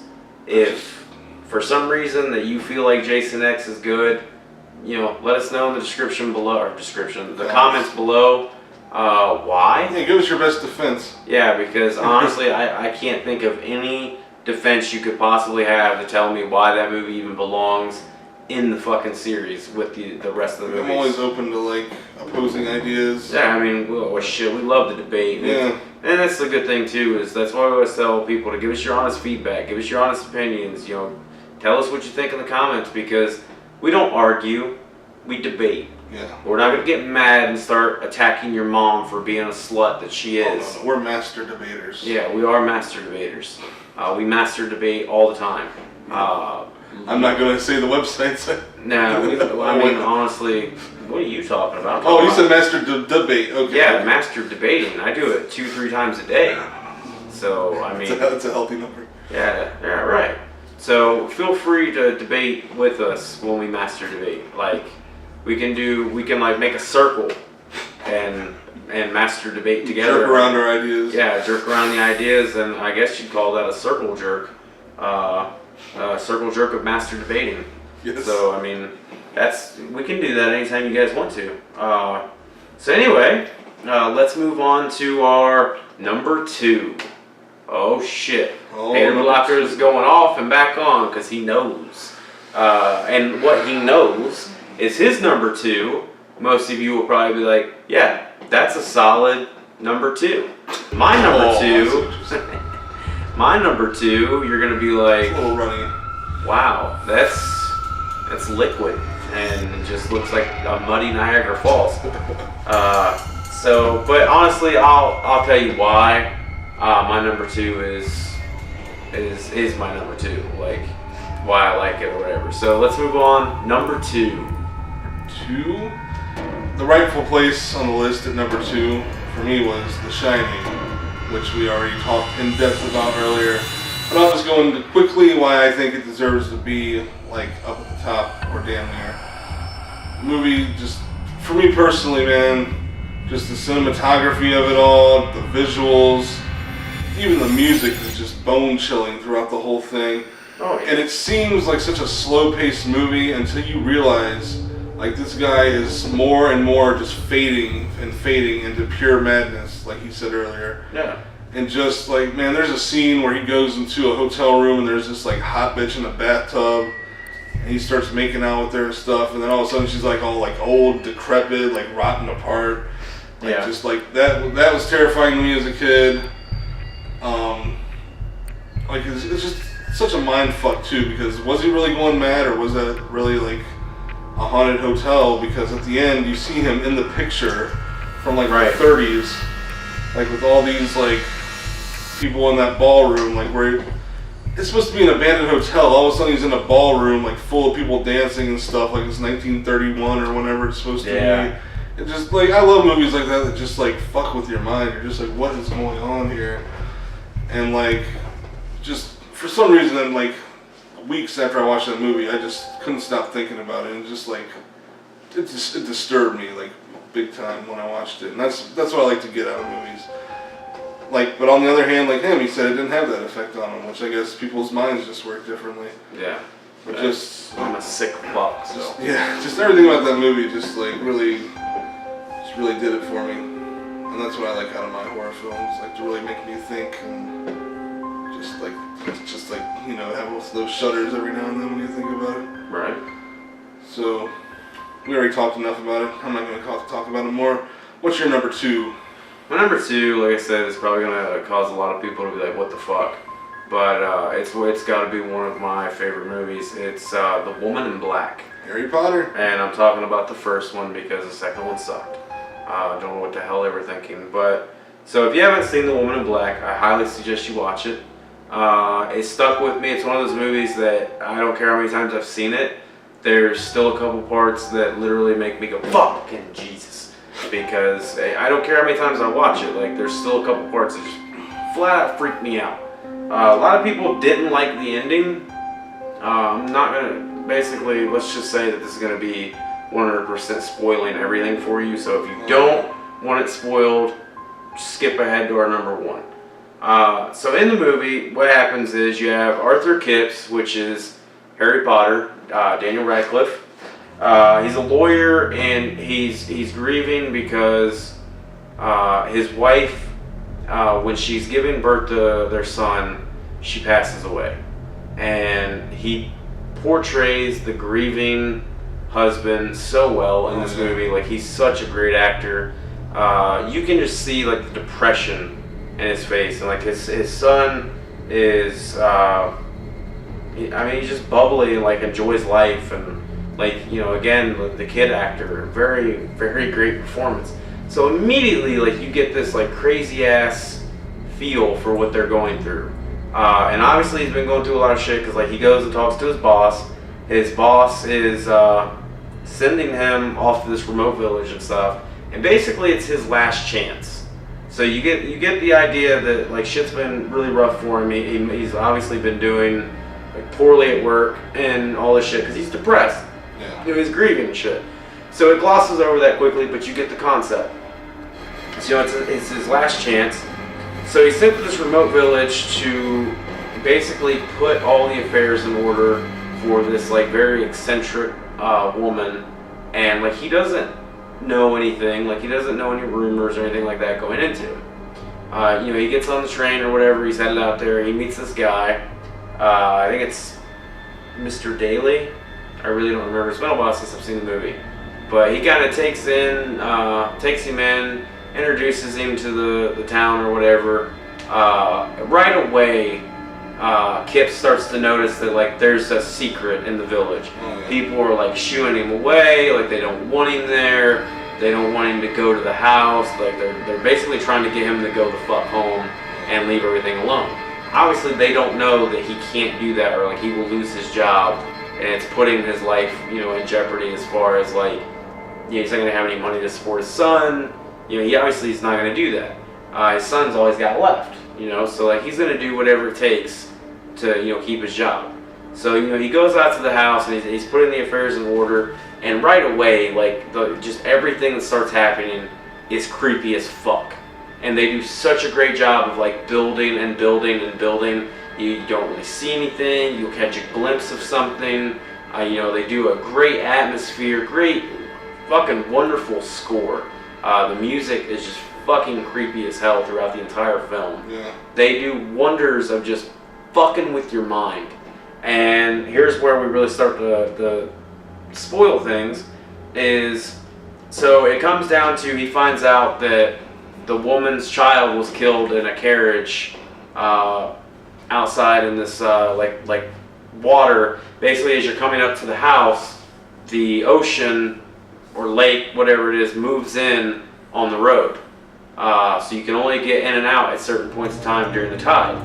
Now, he finds out, all this shit, and I won't spoil all that for you, but he finds out all this shit. He finds out, this bitch is crazier than hell, but finds out that her son died out in the water. She goes friggin' nuts, and so he goes out and tries to find him, and once he actually starts seeing the woman in black and like all this shit's going crazy, he sees the children and like all this crazy shit's happening. He thinks that if he gets the child, like it'll put an end to everything. Yeah. So like he goes out and he gets Mr. Daly's help. He has an automobile, and helps him pull the carriage up and get the kid and everything. Takes the kid up to the house, and he thinks like that's gonna end everything. And he's basically going home, and all this shit. Now, before I get into how it ends or whatever, again, giant spoiler. But in the midst of all that, like, the reason people were shooting him off is because when you go up to the house, anytime somebody goes up there, like, kids start dying in the village. And throughout the movie, multiple children die in pretty gruesome, fucked up ways. Now, it's not like gory, it's just like you're seeing kids die. Yeah. In very fucked up ways, and like it fucks with you. Like it's really messed up. So anyway, like we get to this point where like he thinks he's done a good thing. He thinks that he's put the spirit to rest and that he's ended it. Then he's leaving. Like he's meeting up with his boy and they're getting ready to go home. And then the woman in black takes his son and leads him onto the tracks where the train is coming in. Obviously, very last minute, Kipps, Daniel Radcliffe, sees his son on the tracks. He runs down to save him. All of a sudden, everything just kind of goes black for a minute. They raise up, and you think, like, he's done it. He saved him. And then you realize he didn't. He turns around, and he sees this woman, and at first you're like, oh shit, it's the woman in black.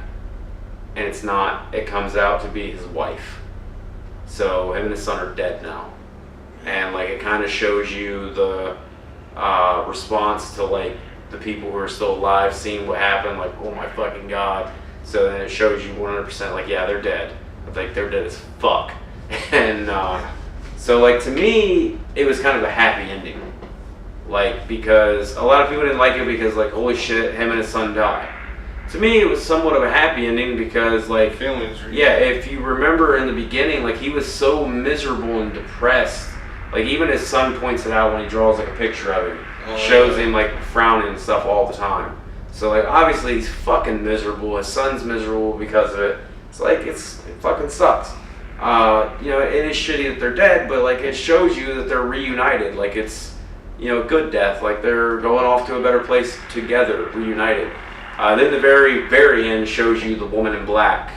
You know, like, yeah. But what's crazy is the girl who plays the woman in black is Liz White. And if you see her, because I'm pretty sure like everybody in this film is English. If you see her in like without the scary ass makeup, she's actually a really pretty woman.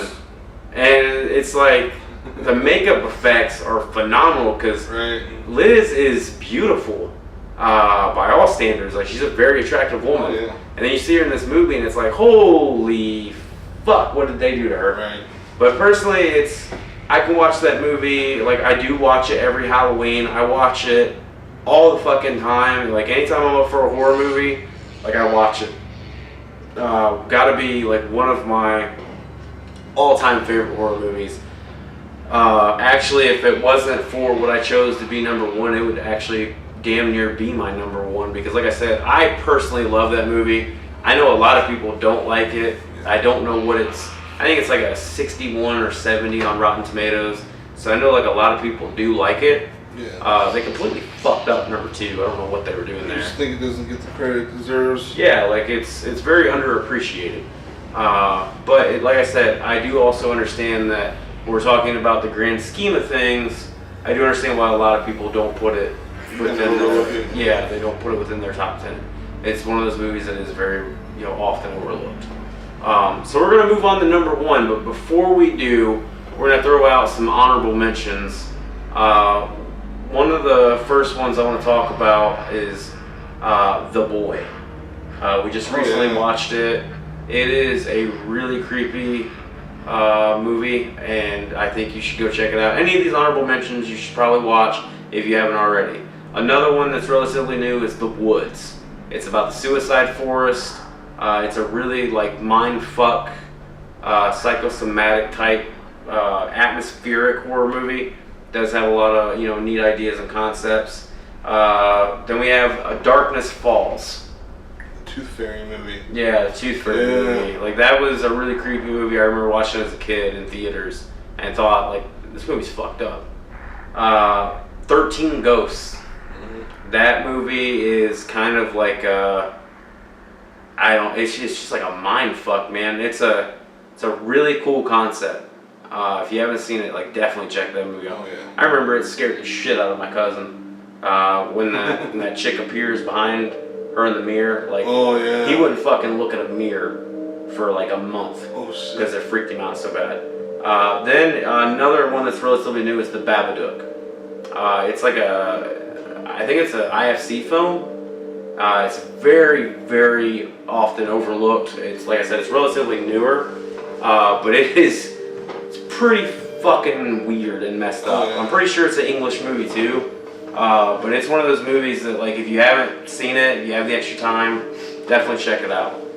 Then you have House of the Devil. Which I put that on the honorable mentions. It's really good. Like, it was made like a few years ago, but it's made just like an 80s movie. It's a really creepy ass movie about this girl that's like desperate for money, answers an ad for a babysitting gig. Turns out the babysitting gig is for this old guy's mother, and like there's about to be a moon eclipse coming up, and gee, what do you know? They turn out to be Satan worshippers.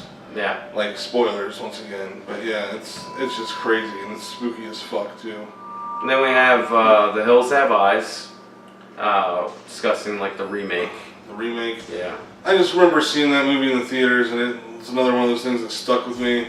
That's a very like fucked up movie. I think the reason it stuck with me is like I just like drove like across the country to like Las Vegas and back, so I drove like through the fucking desert where that movie took place, and I was like, man, I wonder if there's actually like people like that out there that got like affected by like all the radiation and shit from the atomic bomb testing, and just like really well made too. Like it's got some really disturbing imagery in it. Oh hell yeah! It's really good. Then we have one that a lot of people probably haven't heard of as far as in America. It's called Let the Right One In. In America, we had a remake, an English version called Let Me In. If you guys haven't seen, if you haven't seen Let Me In, I highly suggest you watch it. Especially if you're the type of person who prefers like the English version of movies, like which I understand a lot of people are that way. If you have the patience and you're the type of person that can watch foreign films, I really recommend watching Let the Right One In. It's the actual original or whatever, and it's very, very well done. It's a vampire movie, but something just completely new concept, more or less. Then we have the original Poltergeist. Didn't even bother with the remake. Yeah, the remake is awful in every sense of the word. If you haven't seen the Poltergeist movies, I highly recommend them. They're here. They're damn good. Like, even by today's standards, they're still really good. They hold up. They hold up to the test of time. The first one is the one that I have to say, like, if you haven't seen it, go watch it. Oh yeah, for sure. The rest of them, it's hit or miss. Different people feel different ways. So then we're it's almost not an honorable mention, but The Ring, the first one. It is one of those movies that I feel is either love it or you hate it. There was a lot of really interesting concepts in the movie, but I think it's one of those movies where, like I said, you're either gonna really like it as far as like it's gonna scare the shit out of you, or you're just gonna be like, this movie's fucking stupid. The new one, The Rings, was dumb as shit. Like, don't even waste your time. Like, it's just not scary, it's not good, there's nothing about it was good. And I don't understand how they fell so far from the first one. Right. Because the first one was great concept, great execution. Second one, it's like they had a great concept and then they just flopped. So the next one is Teeth. Which this movie's any man's nightmare. No It's shit. about a girl who gets raped at a young age and grows teeth in her vagina, and you can kind of put two and two together how that goes. Yeah. Then of course we have Texas Chainsaw Massacre. Original? Yeah. If you haven't seen it, I highly recommend it. I'll be honest with you. I recommend you watch just about all the Texas Yeah, even Chainsaw the remake Massacres. was good. Yeah. Yeah, because the remake's good. Was it Jessica Biel? Yeah. Then the one that's got Chainsaw at the beginning. the beginning. It has the one guy from White Collar in it. Yeah. That's a really good one. I like that one a lot. All the Texas Chainsaw Massacre movies are really fucking good. Like, I recommend you watch them all. And you might not like all of them, but I promise you, like, they're all fucking good. Then we have Psycho. It's obviously Hitchcock. one of the biggest horror movies of all time. Gotta be one of the most fucking classic movies. It's right up there with, like, Birds. Great score too. Great horror film music. And when you think of Psycho, I think everybody thinks of the shower scene. That's usually, And, that's the first thing that comes to mind. And I'm telling you, that is such a twisted movie. Like, if you're the type of person to go back and watch the old black and white movies, I highly recommend watching that movie. I'm pretty sure there is a version out there that has Technicolor. I don't think it'd be the same though. It's really not the same. Like, I highly recommend watching the original as it was intended in black and white. Fucking awesome. Then the last honorable mention we have is Boogeyman.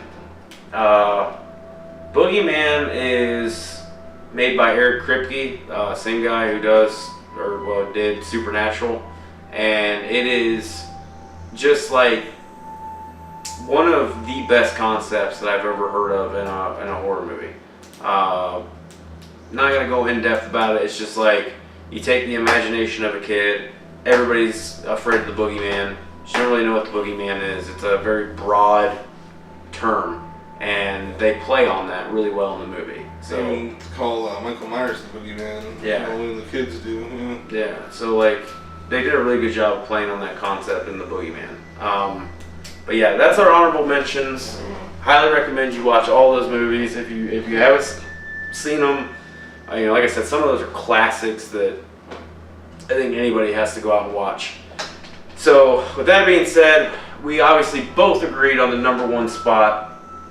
I think about 90% of people out there agree on the number one spot. It's a given, pretty much. So number one, it's got to be The Exorcist. Oh, I can't turn my head like that. But No. The Exorcist is by far one of the creepiest and most fucked up, well done horror movies of all time. Even for, when it come out, like... There's a reason why no one's even tried to remake it. They just can't, man. Like, that's why they always, they beat around the concept when they do, like, an Exorcist movie. Newer, they do, like a sequel of sorts. Yeah, it's either a sequel or a prequel, or... Yeah. They don't ever try to actually reboot it or do anything even remotely close to what the original is, because they know better. Yeah. I don't think Hollywood's actually that stupid yet. Not yet. They will be. Like, I guarantee you they will be. Oh, yeah. But The Exorcist, by far, like, I remember when the first time I watched it, I was really young. Because the movie came out in, like, 1973. Yeah. And... you weren't even a thought at that point. No. I believe the movie... was on like the Sci-Fi Channel or something when I was like 9 or 10, and I actually watched it with my dad. It was like fucking midnight. I don't know what the hell I was still doing up, and like I watched it with him all the way through, and like I just remember when it was over, I just kind of looked at him and was like, "Are you sleeping on the couch tonight?" And he was like, "Yeah, I was thinking about it. Why?" And I was like, "I'm gonna sleep on the floor next to you."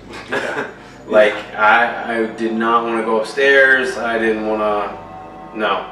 Like, no. It just fucking straight freaked me the hell out. Just a kid that gets possessed by the devil. Yeah. So, I mean, you're like, yeah, like, that's a terrifying thing to think of, the devil possessing your body. Yeah. Like, Jesus Christ. especially as a kid watching Yeah. it, you're like, man, no one's safe. Yeah. Yeah. What I think is crazy is, and this is a little bit of trivia while we're talking about the movie, is, and I could be wrong, I mean, people can fact check me, but if I remember right, The Exorcist is the ninth it's the ninth highest grossing movie of all time in USA and Canada. I don't remember how much money it's actually made, but I know, as far as I remember, it is the ninth highest grossing movie of all time. Which, for a movie that came out in 1973 or whatever, that is fucking incredible. Especially when you take into consider inflation and shit like that now. Yeah.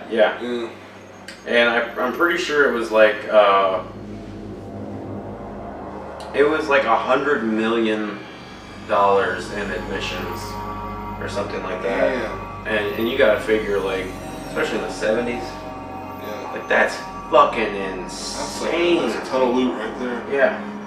But it is, it's basically like, they don't say that it's based on true events, but it is loosely based on true events and exorcisms. And the fuck is the girl's name, dude? I can't remember.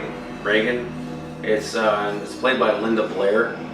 It's fucking just, the concept is in the name, man. She's possessed by the fucking devil or a demon, whatever, and She played with the Ouija board. yeah, Captain Howdy. she's fucking, levitating, speaking in tongues, vomiting shit everywhere. Spider walking down the stairs. Yeah, which that shit is creepy. Yeah. Just creepy as shit. And her mom, who is played by What's her name? Ellen Burstyn. Yeah, she's like a big time actress. Yeah. She's the one who, obviously she's like, what the fuck? She's freaking out, and she starts looking for help. I think she originally starts looking for medical help, obviously. Yeah. And when she does, she basically she can't find medical help because there's no shot you can help. take to get rid of the devil. Yeah. Then obviously, like, because she's looking for medical help, can't find it, shit's a dead end, blah blah blah. Local priest, which is portrayed by Jason Miller, kind of comes to her aid as far as like I think, which I haven't seen the movie in for fucking ever. Doesn't he just kind of like realize that she's possessed or something? Yeah. I don't remember how that comes to be, because I think he just kind of, he has the inclination that she's been taken over by the devil, and he is the one who asks her mother, like, can we do an exorcism? Like he requests. First to do. she's like, no. Yeah, of course, because she thinks, like he's fucking crazy. That's when, like, once he has to do the exorcism, like I said, he wants to do it, and like he was saying, the mom says fucking absolutely not. That's when shit gets real and goes crazy, and like I don't remember what is it that happens that makes her say yes. I don't remember. Was that the spider walk or? I don't remember. I can't remember. Or was it when she was she's floating in her bed during their exorcism, I believe. Yeah. But anyway, like it's been a couple years. Yeah, it's been a long time, but I do remember like something obviously happens, makes her say yes, and so then the church calls in an expert, which is the head priest, and it's the actor's name is Max von. Damn, why can't I? It's escaping me. Max von Sydow or I think that sounds about right. I'm sure it'll be showing up at the bottom of the screen here somewhere. The fuck it will. He's always making me edit shit. No, I'll probably put it in there because I don't remember his damn name. I'm pretty sure it's Max von Sydow or something like that. And I could be pronouncing that wrong because, like I said, it's been freaking years since I've seen this movie. But anyway, he gets called in an expert. Church sends help, obviously, to Jason Miller's character, which is the original local priest. And, they basically, the whole concept is they go in to do a fucking exorcism. And shit goes fucking nuts. She starts cussing at him, ranting, raving, and just going apeshit ballistic. Shit like, your mother's down here, would you like me to leave her a message? Like, pretty much saying that his mom's in hell. Yeah. And, like, just that's what some of the creepiest shit comes from, is, like, the shit that she says. Is like a child, and like the way they do it, like demonic voice coming out. Yeah, dude, it is like, it's got to be one of those movies that has stuck with me throughout my entire life since I originally seen it. It's a fucked up movie, like all around, and it's so well done. Just every actor and actress in that movie did a 100% amazing performance. The fact that most of the movie takes place in such a small confined area. Yeah. It blows your mind how intrigued and how, like, into the movie you get. Yeah. And then when you step back and think about the idea that you've been watching just like this one event. It's just like in one room. Yeah, and in one room, one shot, barely any angle changes, and just like watching this whole thing happen, it's fucking insane when you think about it in the grand scheme of things. But it's so fucking addicting and so freaky. It's like a train wreck. You want to look away, but you can't. Like you have to see it through to the end. I mean, you see a fucking little girl stab herself in the vagina with a crucifix, going, Yeah. fuck me, like. Yeah. Like it pulls no punches in this movie. Oh hell no. Like it's one of these movies. Like honestly, like I'm sure everybody's heard people talk about it. If you have not seen it, it's one of these movies you absolutely have to see before you die. You have absolutely you got don't to have a watch choice. this movie. Like the devil will come and fuck you in the ass if you don't. It's one of his proudest crowning achievements. And I hate to tell you this, but this guy right here is the devil, so. Will fuck you in the ass Yep. if you don't watch this A movie. fucking nasty. Yeah. Shout out to Monkey and Apple on that one. Yeah, Monkey and Apple. We still watch your videos. Yeah. We just watch your old videos. No, Heath, you wanna fuck me this? You're gonna get Joker fucked. So yeah, guys, I know this has been a long ass video. Like I said, go check out all these videos. If there's any of them you have not seen, I highly recommend you watch every single one of these fucking We got a movies. variety of stuff. You know, like I said in our honorable mentions, I highly recommend if you want to see something relatively new, watch Life, The Boy, The Woods. There's another one, It Only Comes at Night, or It Comes at Night. Something like that. I just watched that one. That's actually a pretty decent one. Even the remake of It was really well done. Yeah, the remake of It was really fucking good. There's a lot of really good horror movies that are out. It's just that, honestly, they're not getting a lot of publicity or anything like right now, and that kind of sucks because it's October and like, hell, when we were looking at horror movies, I was like, man, it seems like there's not shit out right now, but there is, man. It's just like they're kind of hidden, and some of the movies like The Woods and The Boy, like they're from like 2016. But they were movies that were so well hidden that, like, We're just now finding out. people are just now figuring out that, hey, these movies are actually pretty damn good, or hell, they exist at all. So, By the way, I have a in-depth review of the It remake on this very channel. yeah, right here on this channel. Let's check it out. So, guys, that's been our top 10 horror movies from Death Wish. Really appreciate you guys sticking it out and watching this all the way through. If you did watch it all the way through, really appreciate it. Don't know how many times you had to sit down and take a shit before you made it all the way through, but we really appreciate you choosing us for your shitting material to watch. It's the longest video we've made. You know, if you subscribe today, we're gonna send you one roll of Charmin Ultra Plush. Man, that quilted Northern? Yeah, cool.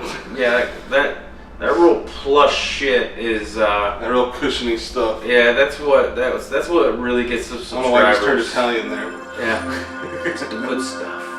But we'll send you one roll today if you subscribe right now, because we know that you have chosen Death Wish to watch while you take a shit, and that means a lot to us. And we are the shit. And we are the shit. You're taking a shit. There's shit everywhere, on the walls even. What the hell are you doing? I know you will probably never eat Chipotle again. And we're gas station burritos. Yeah, that gas station sushi is always a bad idea, man. I don't care how hungry you are and how much you like sushi, never do it. And if you like Futurama, just remember, never get the egg salad sandwich. So anyway, guys, really appreciate you subscribing to the channel. Really appreciate you watching this video. Like we said before, make sure you subscribe. Make sure that subscribe button is gray. And also hit that bell icon so you get notified when we upload videos. That way you can always check us out. When we upload our videos, we're always quick to comment back live within the first 30 minutes to an hour. We're always looking out for comments all the time. We're always replying to our subscribers. We have no problem taking requests. Like I said, we get subscribers asking for stuff all the time. If you send us video ideas, you send us different things, like we have no problem doing those videos. We're here for the community, we're here for the subscribers. We appreciate every fucking one of you, and we will see you guys in the next video. Peace.